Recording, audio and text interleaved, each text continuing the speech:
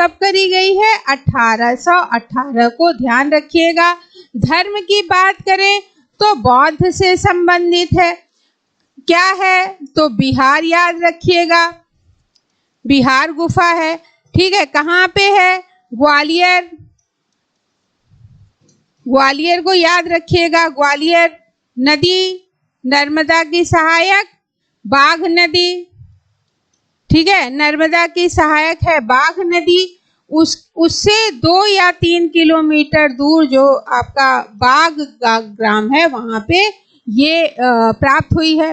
Total गुफाओं की बात करें तो 9 हैं, जिसमें से चित्र किस में प्राप्त हुए हैं? 5 पे प्राप्त हुए हैं। और अगर चित्रों की 5 चित्रों की बात करें तो पहला है गृह गुफा। दूसरा क्या, कौन सी गुफा है? तो दूसरी आपकी पंच पांडव गुफा है। तीसरी की बात करें तो हाथी खाना है। चौथी की बात करें तो रंग महल है। पांचवी की बात करें तो पाठशाला है। ठीक है, और इसका समय की बात करें तो ये गुप्तों के समय की है, ये भी ध्यान रखिएगा। और अगर टेक्निक की बात करें तो टेक्निक कौन सी है? ग्लू रंग तक टेक्निक है। ठीक है, ग्लू रंग टेक्निक का प्रयोग यहाँ पे किया गया है।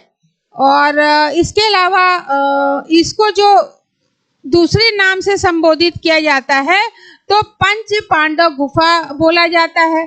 खोज बताई दी, डेजर्ट फील्ड के द्वारा करी गई है खोज। बस इतना सफिशिएंट है आपके लिए। और पर्वत की बात करें तो विंध्य पर्वत याद रखिएगा, विंध्य पर्वत पे। ठीक है, बस इतना ही इसमें आना है। जनपद कौन सा है? धार जनपद। तो ऐसे ही पूरा पढ़ने के बाद ऐसे आपने डायग्राम बना लिया, यहाँ पे लिख लिया बाघ गुफा।